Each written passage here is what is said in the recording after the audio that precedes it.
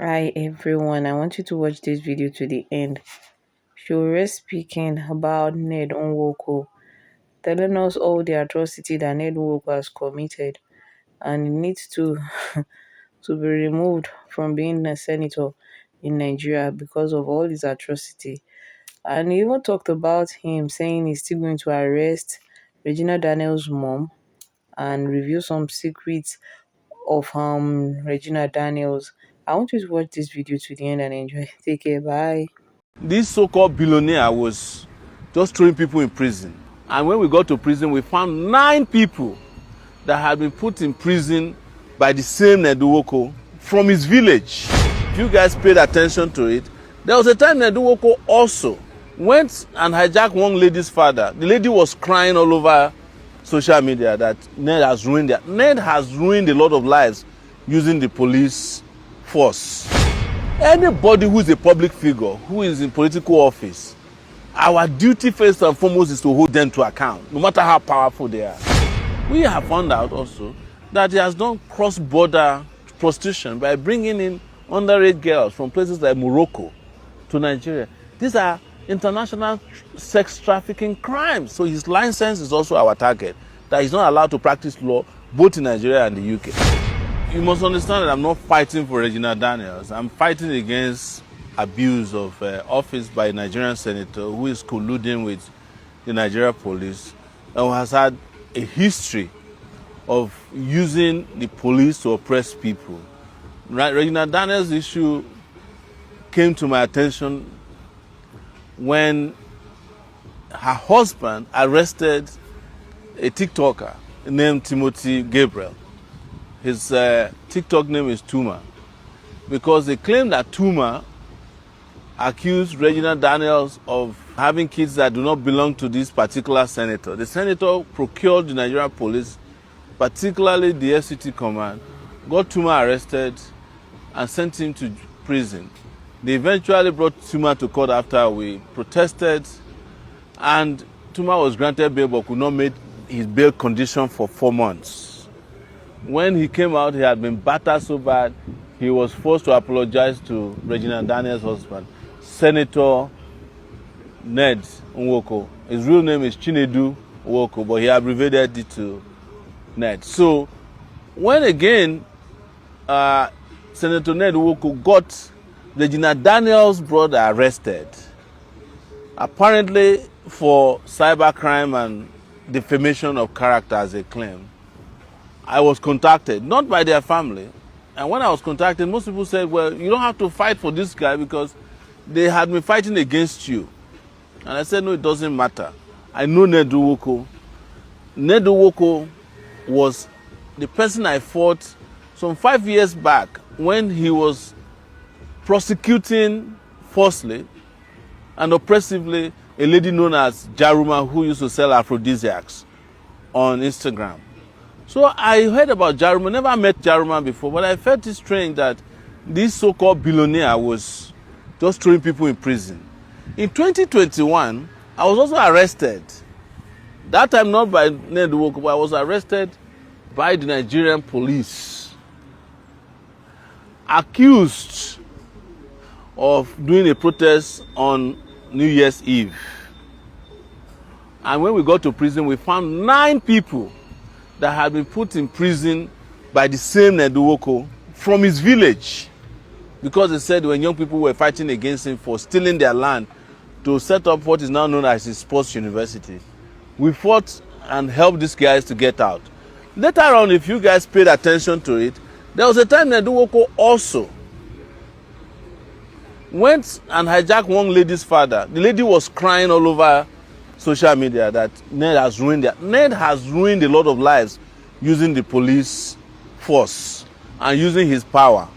And one thing people must know in Nigeria is that anybody who is a public figure, who is in political office, our duty first and foremost is to hold them to account, no matter how powerful they are. And when I heard that Ned had pounced on his in-laws, I immediately got involved in it. In fact, as at the time he arrested Regina's brother, I was declared wanted in Lagos for participating in the protest. So I had to run from Lagos to come to Abuja And by the time I got to Abuja, we had already arranged a lawyer to fight for him. That is Samuel Ojogu. That's Regina's brother. And we were able to get him freed on Monday after spending about 3 nights in detention in an unjust and unlawful and illegal manner. So after freeing him, I discovered that Ned had other plans in place to arrest Regina's mom. He had intercepted Regina's phone calls and was going to use it against her. He was planning to reveal and release her private chats and private parts in the open. And as someone who is an advocate for respect for human rights and dignity, there's no way I can sit back, even when so many people will say, well, why would you care about a girl who was part of the oppressive system that you've been fighting against? Well, I don't care about Jews or Gentiles. I fight for human rights regardless of whether you support me or not. So your support or your love for me is not a condition for me to create a society that is just and fair. And I hate it. Everybody understands this. I hate it when people use their power, when they use illegally acquired wealth to punish people because they feel they can get away with it. So that was how we got into another issue. Found out that Ned married Regina Daniel underage.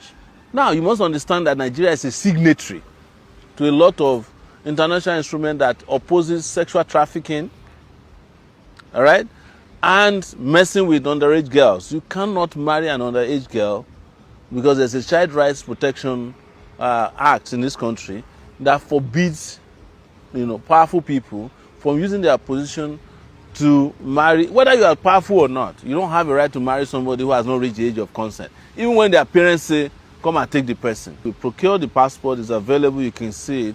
Upon discovering that this might be a problem, because he's an international lawyer, he practices in the UK, where he's gotten involved in a lot of shady dealings, by the way.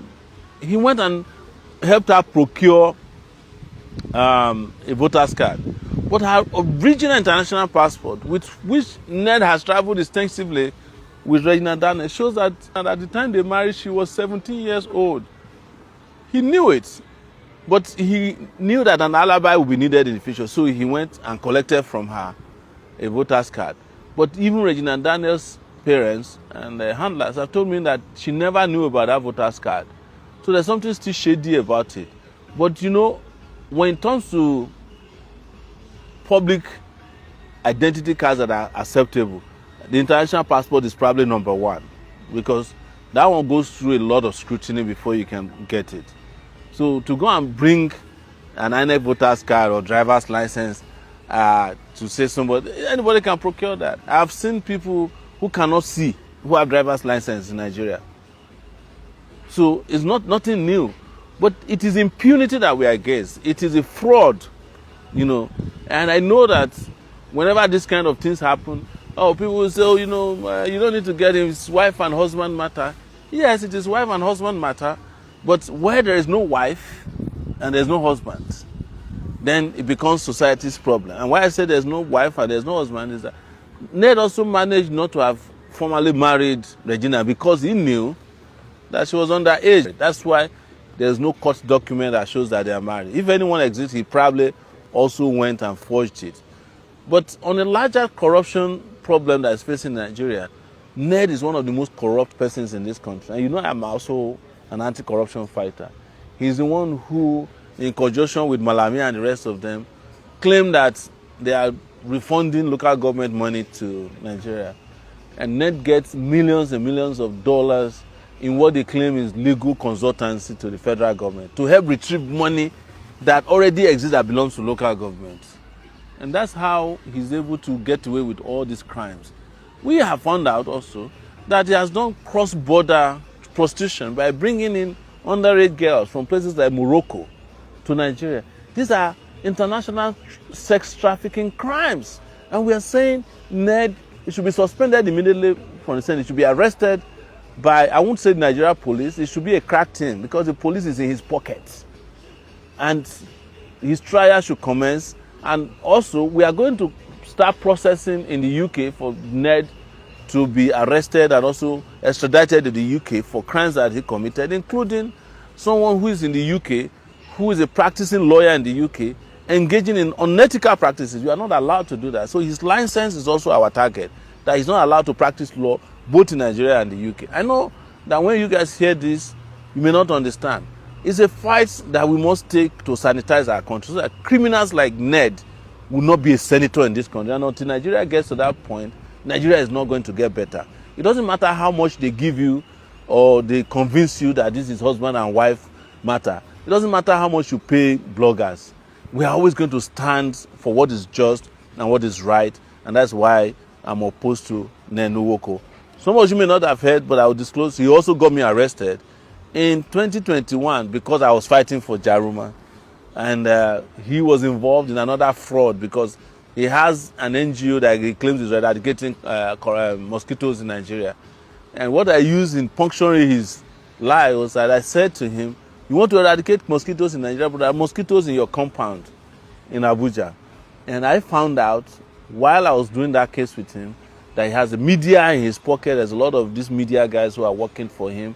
And also, Ned has got huge amount of support from the Nigeria police.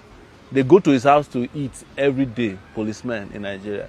Shame on our Nigeria police for having sold the police force for free.